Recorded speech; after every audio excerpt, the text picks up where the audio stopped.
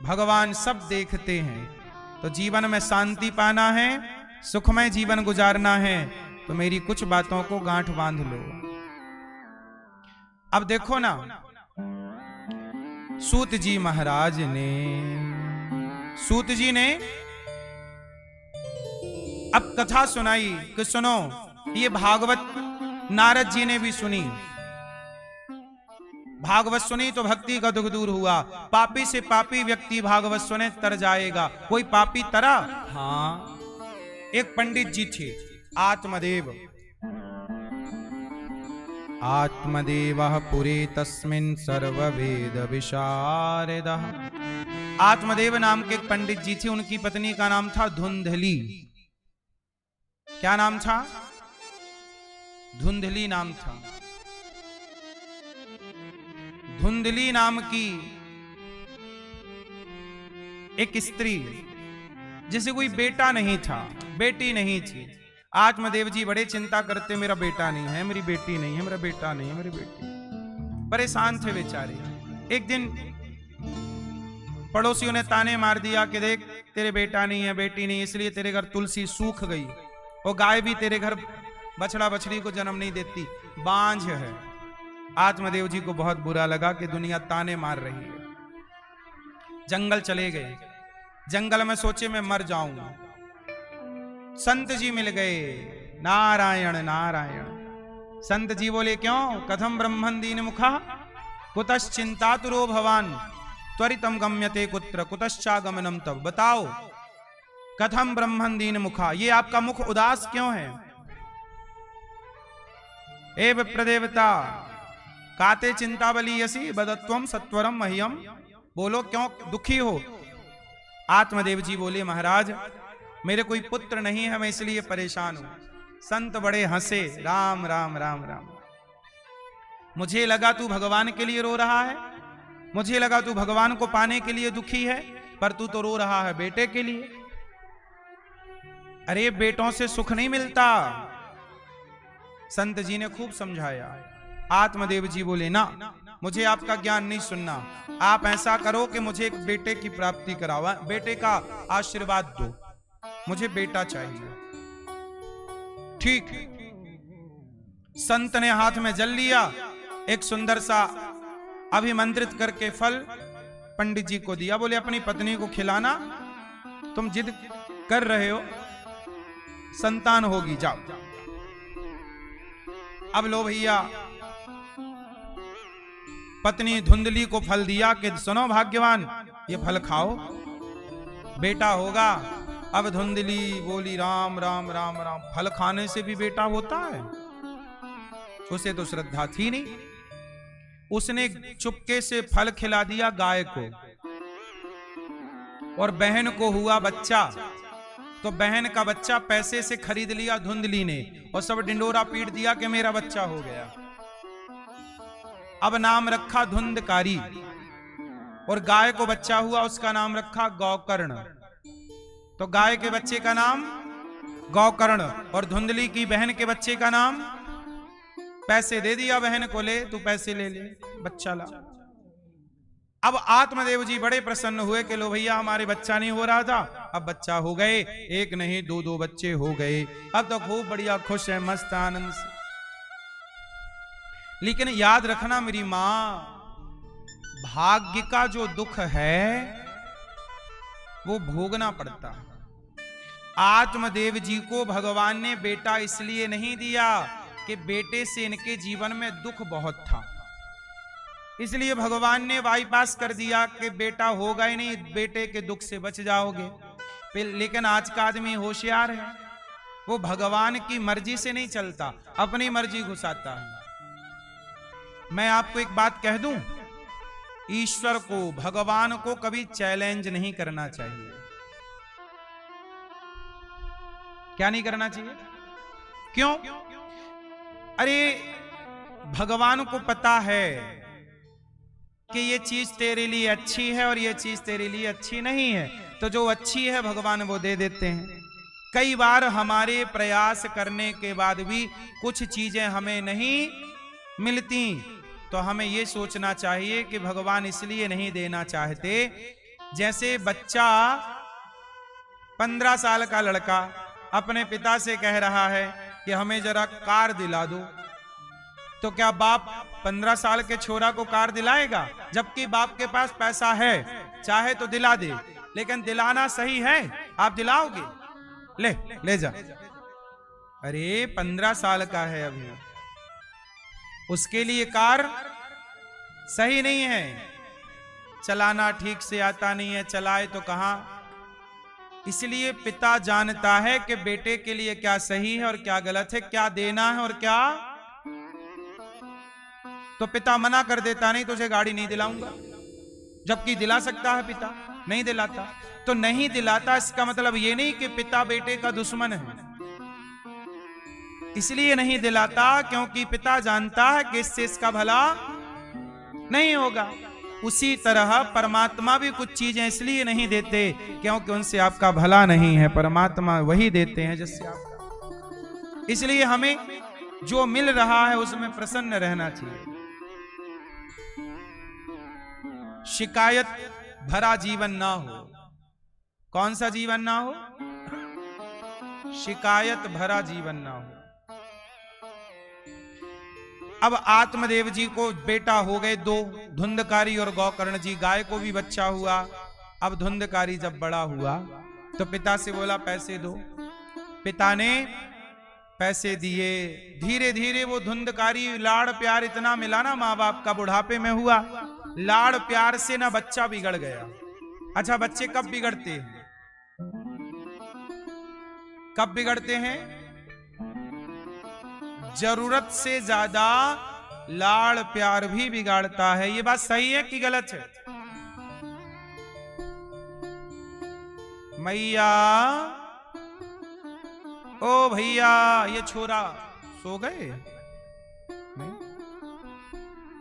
लाड़ प्यार से बच्चे क्या होते हैं?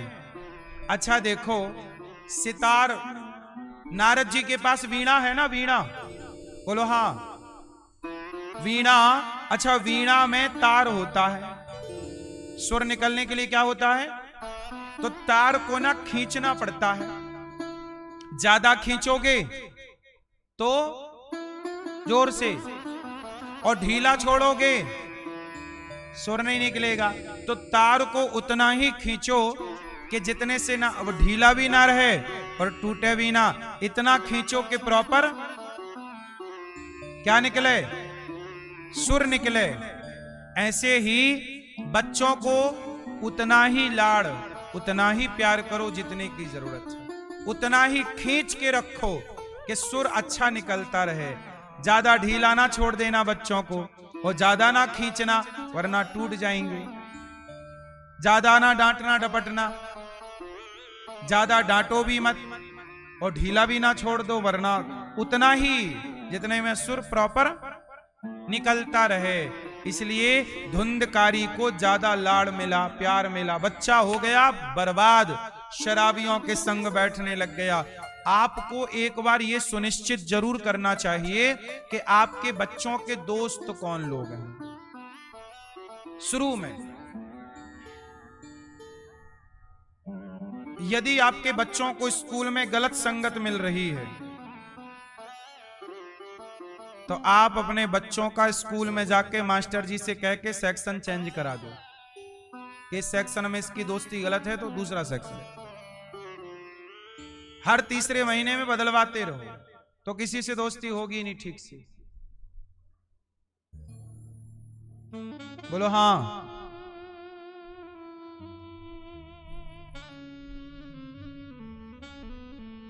सेक्शन ए बी होता है ना स्कूलों में, चेंज करा दो। लड़के तब, कोई भी लड़का बुरा नहीं होता, कोई भी लड़की बुरी नहीं होती, बुरी होती है संगति। बुरी क्या होती है? कैकई माता बुरी थी क्या? कैकई मां को संगति मंथरा की मिली तो समाज बुरा कहता है। इसलिए कोई भी लड़का या लड़की को मैं बुरा नहीं कहता, उसकी संगति जब आप माँ बाप की गलती क्या है? बच्चों को ध्यान से देखते नहीं है। बच्चों के हर आचरण को गौर से देखो कि कर क्या रहे हैं। यदि वो गुमसुम हैं, चिड़चिड़े हैं, कुछ व्यवहार में बदलाव है, समझ लो कि स्कूल से उनको कोई दिक्कत है, संगति बदल रही है। आप थोड़ा सा ध्यान दे दो। अब सब मनमाना चालू है। कल मेरे पास एक पिताजी आए अपनी 21 वर्ष की बेटी को लेकर। कल मेरे पास एक पिताजी आए 21 वर्ष की बेटी को लेकर। कहा कि महाराज जी आप मेरी बेटी को समझाओ। मैंने कहा क्या समझाना है?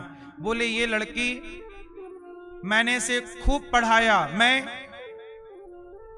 मजदूरी करता हूं, थोड़ा काम करके कमाता हूं। अपनी बेटी के सपने देखे थे, कॉलेज में जाएगी, बड़ा नाम कमाएगी। ये कॉलेज में गई भी और अच्छा पढ़ रही है, पर अब इस लड़की को किसी मुसलमान लड़के से प्यार हो गया। अब ये कह रही है मैं उसी से ब्याह करूंगी। यदि समाज सुनेगा तो समाज ताने मार के मार डालेगा कि तेरी बेटी को पढ़ाने गया था, देख भाग गई तेरी बेटी मुसलमान के साथ, लव जिहाद में फंस गई। अब महाराज मैं क्या करूं, ना उगला जा रहा है ना निगला जा रहा है। अब देखो जरा, यदि बाप बेटी पे भरोसा करता है,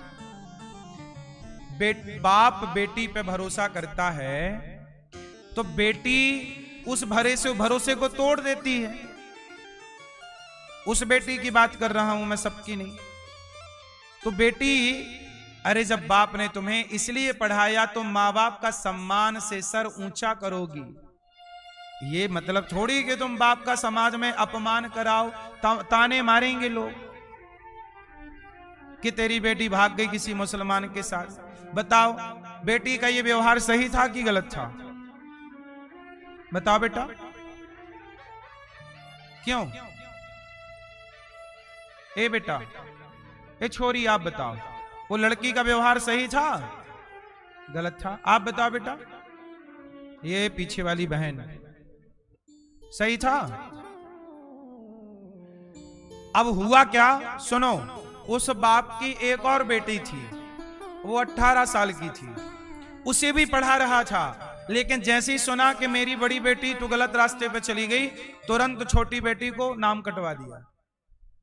बोले अब मैं इसे नहीं पढ़ाऊंगा।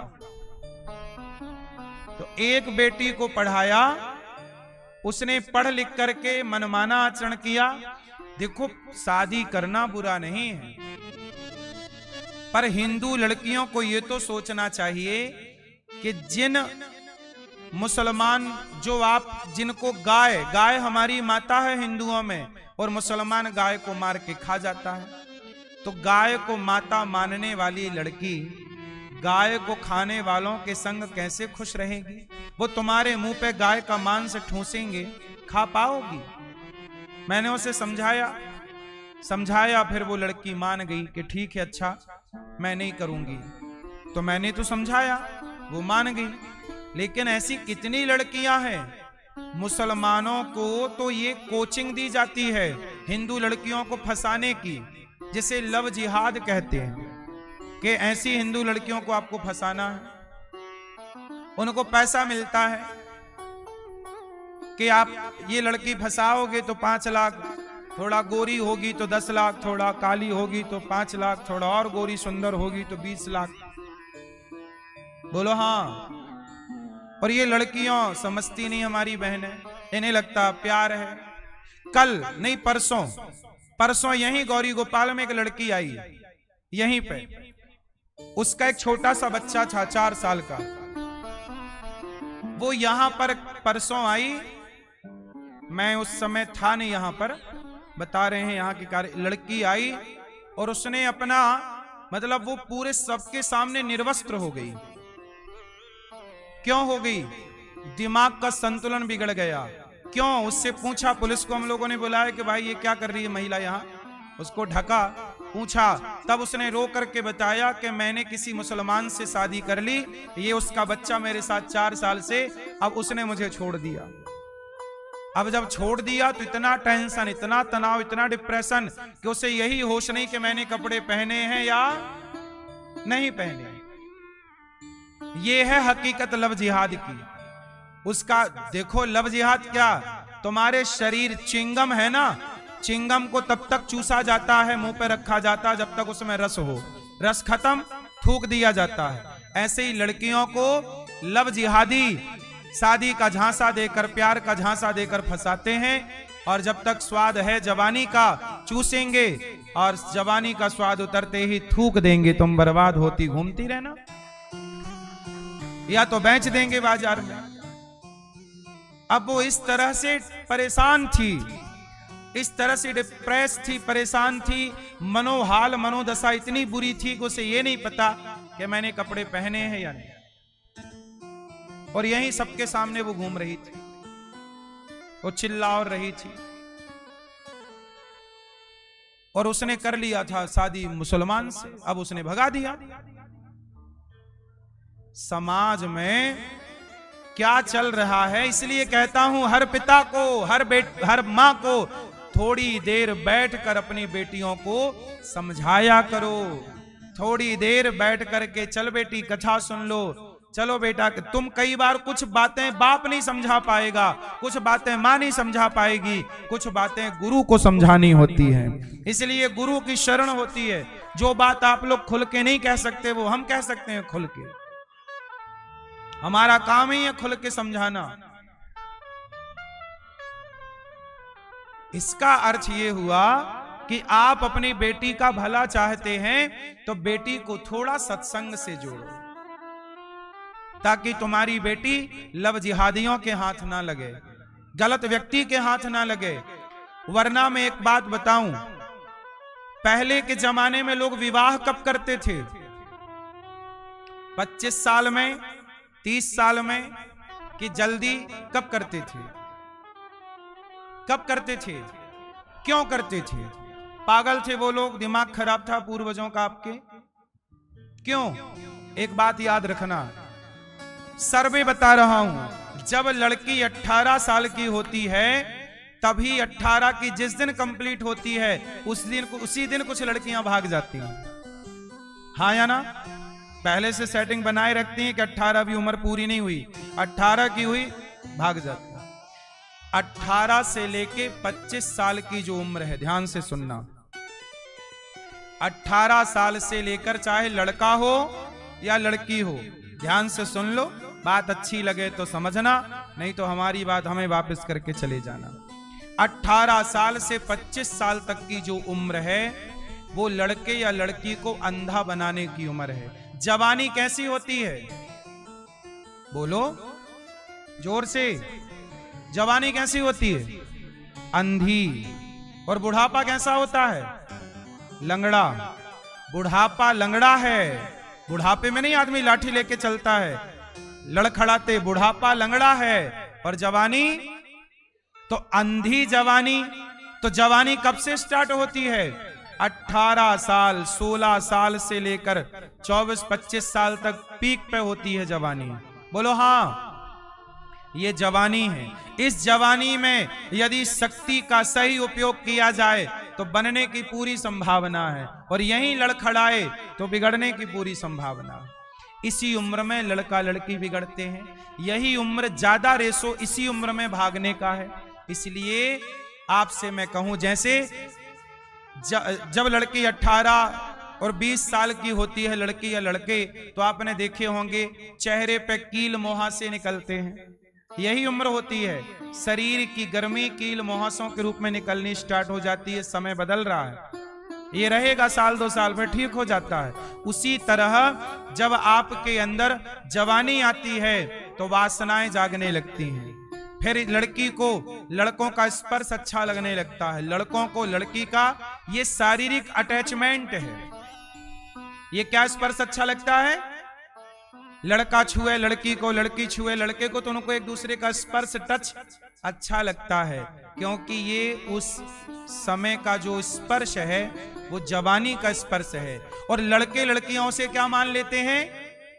बोलो जोर से, प्यार। उन्हें लगता है कि ये प्यार कर रहा, वो प्यार नहीं है, वो शारीरिक अटैचमेंट है, वो शारीरिक शोषण है, जो आई लव यू का जाल फेंक के किया जाता है।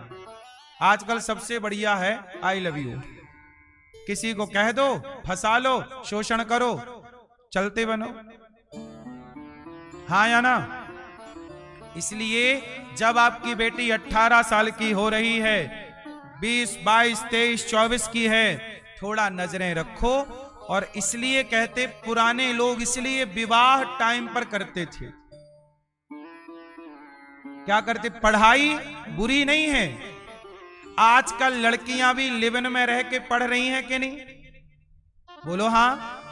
लिव इन क्या है? किसी लड़के के संग रह के पढ़ रही हैं, किसी लड़की के संग रह के पढ़ रही हैं। अरे जब किसी मर्द किसी लड़की के संग रह के पढ़ ही रहे हो तो समय पे विवाह करके पत्नी पति साथ में पढ़ो ना, क्या दिक्कत है?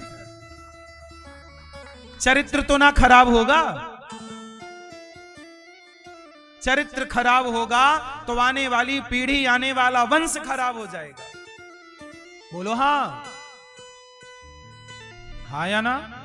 अच्छा एक बात बताओ, बड़े बड़े स्कूल कॉलेजों में, कॉलेजों के बाहर शाम को ना सुनसान गलियों में लड़का लड़की मिलते हैं आप लोगों को इकट्ठे। आप में से कितने लोगों के गांव शहर में आप लोगों ने ये दर्शन किया है? कॉलेजों के बाहर, स्कूलों के बाहर लड़का लड़की एक सुनसान गलियों में मिलते हैं चिपके हुए। कितने लोगों ने देखा है? बोलो किसने देखा है? देखा है? बताओ ये इनका प्यार हो रहा है कि शारीरिक अटैचमेंट है? क्या है ये? जोर से, प्यार है? जिसे आप प्यार कह रही हो ना मेरी बहन, ये प्यार नहीं है। हाँ, ये केवल वासना है, तुम्हारी नई नई वासना पैदा हुई है। अभी तुम 18 के हुए हो, 19 के हुए, नई नई वासना है, इसे संभाल ना पाओगे। यही है चरित्र, यहीं से बिगड़ा तो सारा जीवन बिगड़। और इसमें पूरी जिम्मेदारी माँ बाप की है। इस उम्र पे ज्यादा ख्याल लड़के का भी और लड़कियों का भी रखना चाहिए। लड़के का भी चरित्र क्यों बिगड़े?